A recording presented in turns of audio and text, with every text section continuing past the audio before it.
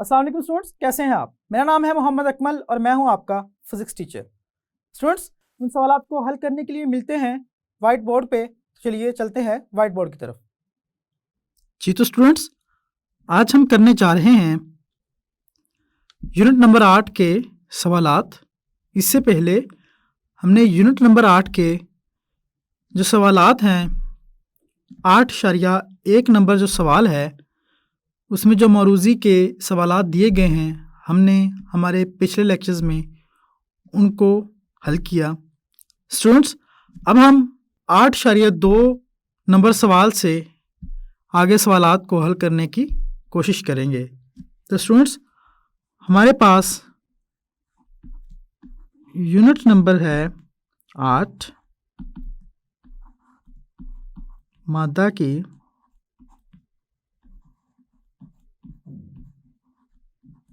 हरारती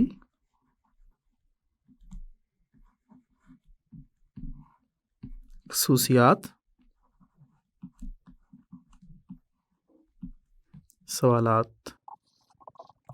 students, हमारे पास सवाल number है 8.2 जिसमें कहा गया है कि हरारत का बहाव गर्म जिस्म से ठंडे जिस्म की तरफ होता है, क्यों?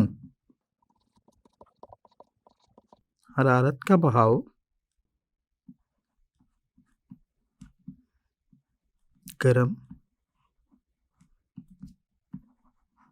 जिस्म से ठंडे जिस्म की तरफ होता है।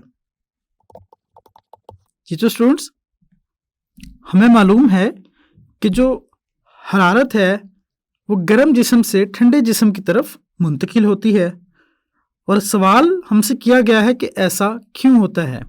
जो हरारत है वो ठंडे जिस्म की तरफ मुंतकिल क्यों होती है। जी तो स्टूडेंट्स, अब हम देखते हैं कि इस सवाल का जवाब हम किस तरह से लिख सकते हैं।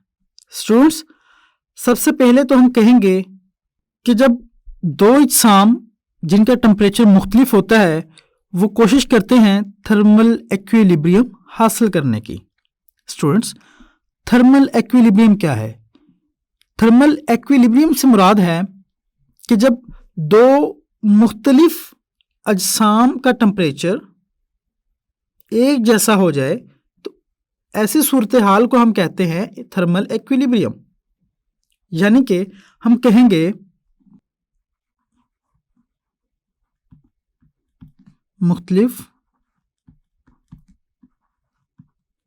टेम्परेचर के अजसाम थर्मल इक्विलिब्रियम हासिल करने की कोशिश करते हैं, जिसमें हरारत गर्म जिस्म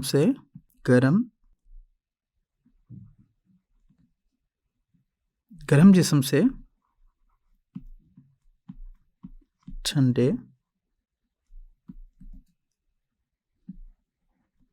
जिस्म की तरफ मुंतकिल होती है। जी तो स्टूडेंट्स, थर्मल इक्विलिब्रियम हासिल करने की कोशिश में जो गर्म जिस्म है वो अपनी हरारत ठंडे जिस्म की तरफ मुंतकिल करता है। ये भी एक वजह है कि जो अजसाम हैं वो थर्मल इक्विलिब्रियम हासिल करने की कोशिश करते हैं। स्टूडेंट्स, यहाँ पे हम एक और वजह भी देखेंगे कि ऐसा क्यों होता है।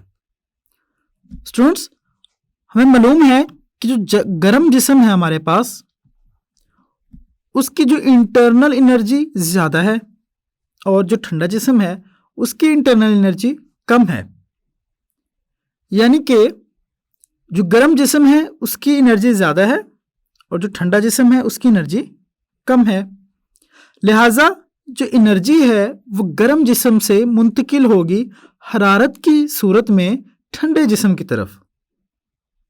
इस वजह से जो गर्म जिस्म है उसका टेम्परेचर कम हो जाएगा और जो ठंडा जिस्म है उसका टेम्परेचर बढ़ जाएगा, और दोनों अजसाम थर्मल इक्विलिब्रियम हासिल कर लेंगे जिसमें दोनों का जो टेम्परेचर है वो बराबर हो जाएगा।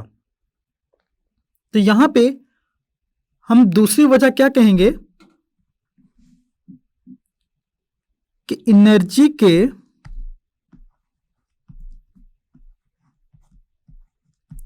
फर्क की वजह से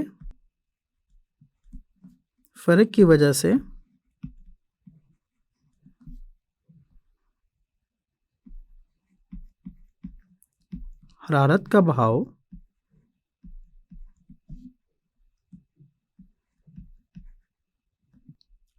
बहाव गर्म जिस्म से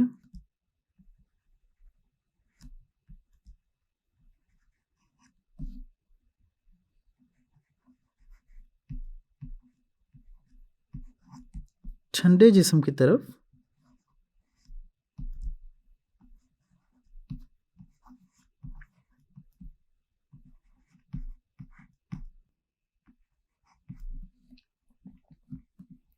अब ऐसा क्यों होता है स्टूडेंट्स?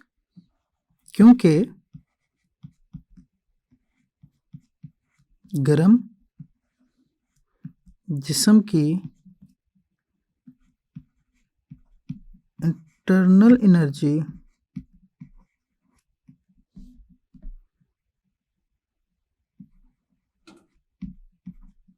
ठंडे जिस्म की निस्बत ज्यादा है।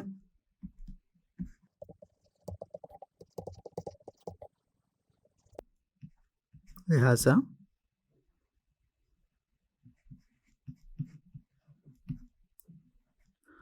हरारत जो है वो गर्म जिस्म से मुंतकिल होगी किस तरफ? ठंडे जिस्म की तरफ।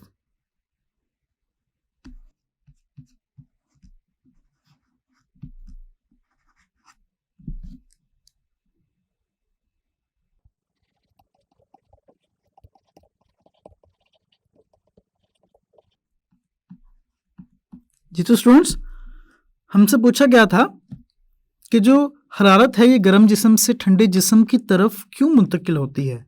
हमने कहा कि दो अजसाम जिनका टेम्परेचर मुख्तलिफ है वो थर्मल इक्विलिब्रियम हासिल करने की कोशिश करेंगे, जिसके नतीजे में जो एनर्जी है वो गर्म जिस्म से ठंडे जिस्म की तरफ मुंतकिल होगी। क्योंकि थर्मल इक्विलिब्रियम हासिल करने के लिए हरारत का मुंतकिल होना ज़रूरी है, क्योंकि हरारत मुंतकिल होने की वजह से दोनों का टेम्परेचर क्या होगा? बराबर होगा। और दोनों का टेम्परेचर बराबर होने के लिए जिसका टेम्परेचर ज़्यादा है उसका टेम्परेचर कम होना चाहिए और जिसका कम है उसको ज़्यादा होना चाहिए। लिहाजा थर्मल इक्विलिब्रियम भी एक वजह है जिसकी वजह से जो टेम्परेचर है वो गर्म जिस्म का कम होगा और ठंडे जिस्म का बढ़ेगा, और यूं हरारत गर्म जिस्म से ठंडे जिस्म की तरफ मुंतकिल होगी। और फिर हमने कहा कि जो गर्म जिस्म है उसकी इंटरनल एनर्जी ज़्यादा होती है और जो ठंडा जिस्म है उसकी इंटरनल एनर्जी कम होती है, और यहाँ पे जो हरारत की एनर्जी है वो ज़्यादा से कम की तरफ मुंतकिल होगी। लिहाजा जो हरारत है वो गर्म जिस्म से ठंडे जिस्म की तरफ मुंतकिल होगी। जी तो स्टूडेंट्स, अब हम करने जा रहे हैं हमारा दूसरा सवाल। सवाल नंबर हमें दिया गया है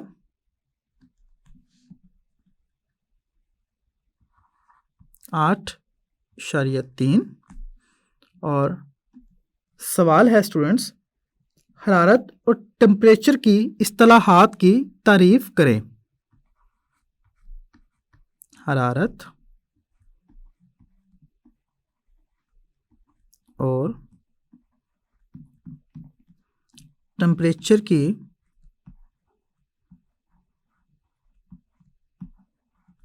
इस्तिलाहात की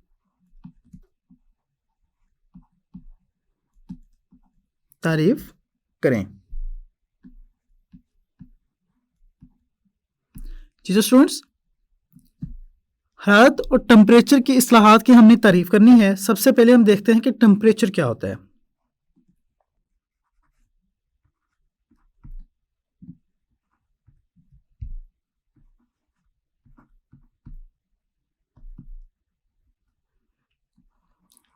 जी तो स्टूडेंट्स,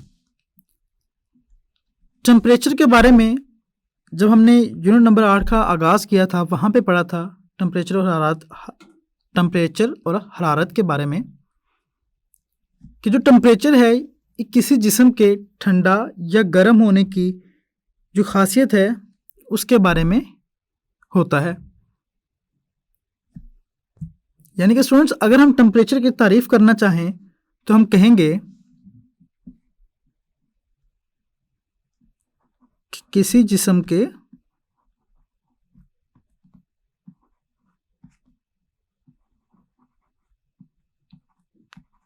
ठंडा या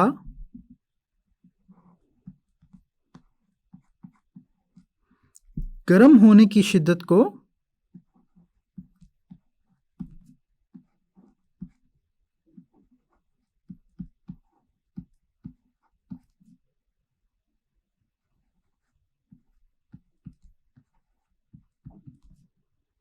टेम्परेचर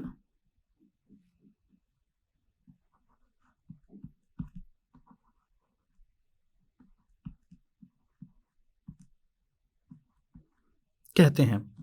स्टूडेंट्स, आपको याद होगा कि हमने बात की थी कि अगर आप एक चाय के कप को हाथ लगाएं जो कि गर्म होगा और अगर आप बर्फ को हाथ लगाएं तो वो ठंडी होगी। यानी कि मुख्तलिफ अजसाम में उनके टेम्परेचर की एक शिद्दत होती है। यानी कि अगर कोई जिस्म कम गर्म है तो इसका मतलब है उसका टेम्परेचर कम है, और अगर कोई जिस्म ज़्यादा गर्म है तो इसका मतलब है उसका टेम्परेचर ज़्यादा है। यानी कि वो जो शिद्दत है उसके गर्म या ठंडे होने की उसको हम कहते हैं टेम्परेचर। और स्टूडेंट्स, अब हम देखते हैं कि हरारत से क्या मुराद है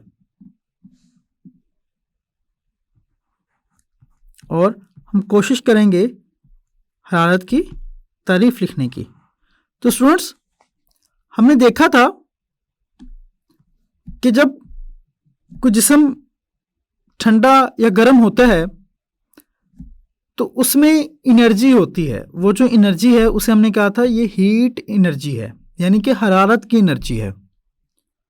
स्टूडेंट्स, हमने जैसे कि हमारे पिछले सवाल में भी देखा कि जो हरारत है वो गर्म जिस्म से मुंतकिल होती है ठंडे जिस्म की तरफ, जिसकी वजह से उन अजसाम के टेम्परेचर में फ़र्क आता है।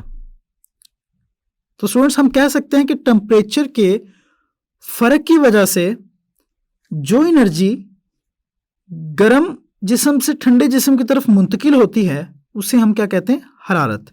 यानी कि हरारत एनर्जी ही की एक शक्ल है जो कि एक गर्म जिस्म से ठंडे जिस्म की तरफ मुंतकिल होती है। यानी कि स्टूडेंट्स, जहां पे टेम्परेचर का फ़र्क होगा वहां पे हरारत होगी। क्योंकि अगर हम हरारत की तारीफ लिखना चाहें स्टूडेंट्स तो हम कहेंगे हरारत एनर्जी की एक शक्ल है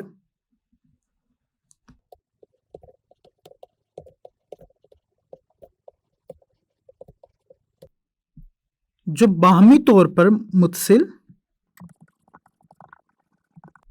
दो अजसाम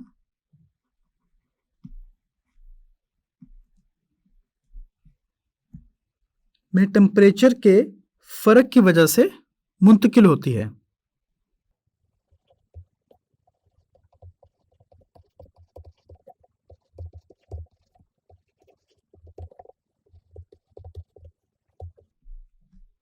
जी तो स्टूडेंट्स, हमने हरारत की तारीफ की कि हरारत एनर्जी की एक शक्ल है जो कि दो बाहमी तौर पर मुत्सिल अजसाम में टेम्परेचर के फ़र्क की वजह से मुंतकिल होती है। जैसे कि स्टूडेंट्स हमने पहले बात की थी कि जब दो मुख्तलिफ टेम्परेचर के अजसाम होंगे तो उनके दरमियान जो हरारत का बहाव होगा वो एक एनर्जी की सूरत में होगा, और वो जो एनर्जी है उसे हमने कहा था वो हरारत है। लिहाजा हमने टेम्परेचर और हरारत की इस्तिलाहात की तारीफ़ की। और स्टूडेंट्स, अब हम चलते हैं हमारे तीसरे सवाल की तरफ। स्टूडेंट्स, हमें तीसरे सवाल में पूछा गया है कि किसी जिस्म की इंटरनल एनर्जी से क्या मुराद है। हमारे पास सवाल नंबर है 8.4 और सवाल पूछा गया है कि किसी जिस्म की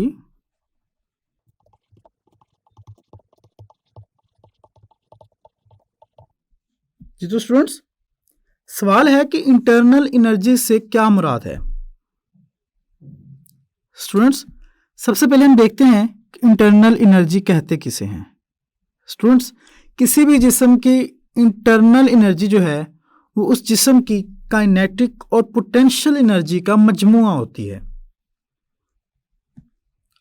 स्टूडेंट्स, अगर हम इंटरनल एनर्जी की तारीफ करना चाहें तो हम क्या कहेंगे, हम लिखेंगे कि किसी जिस्म के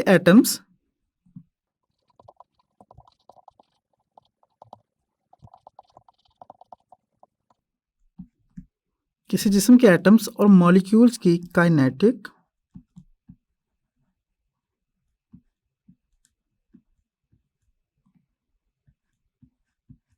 और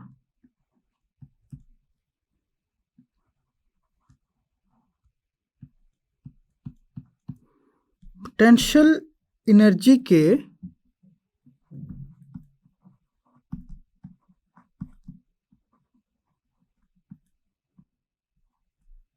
मजमुआ को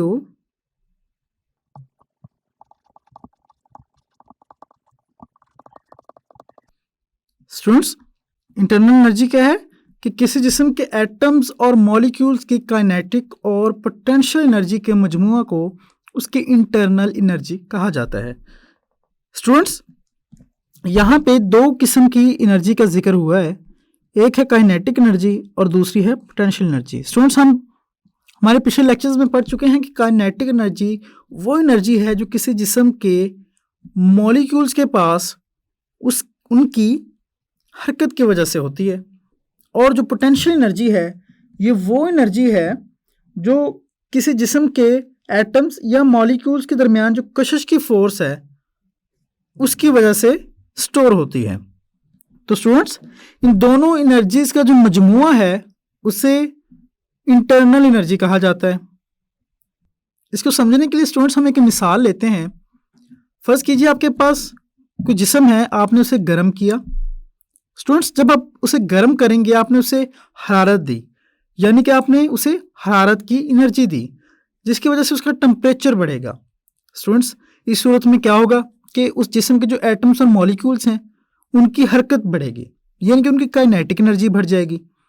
और स्टूडेंट्स, जब उनकी काइनेटिक एनर्जी बढ़ेगी तो इसका मतलब है कि उनकी इंटरनल एनर्जी भी बढ़ेगी, यानी कि जब हम किसी जिस्म को हरारत देते हैं तो उससे उसकी इंटरनल एनर्जी बदल जाती है। जी तो स्टूडेंट्स, हमने इंटरनल एनर्जी की इस्तिलाह को समझने की कोशिश की कि ये मजमुआ है दो एनर्जीज का, एक काइनेटिक और दूसरी पोटेंशियल। जी तो स्टूडेंट्स, आज के लेक्चर में हमने सवाल नंबर 8.2 से लेकर सवाल नंबर 8.4 तक के सवालात को हल किया। तो स्टूडेंट्स, इससे अगले के सवालात हल करने के लिए मिलते हैं अगले लेक्चर में। तब तक के लिए अल्लाह हाफिज़।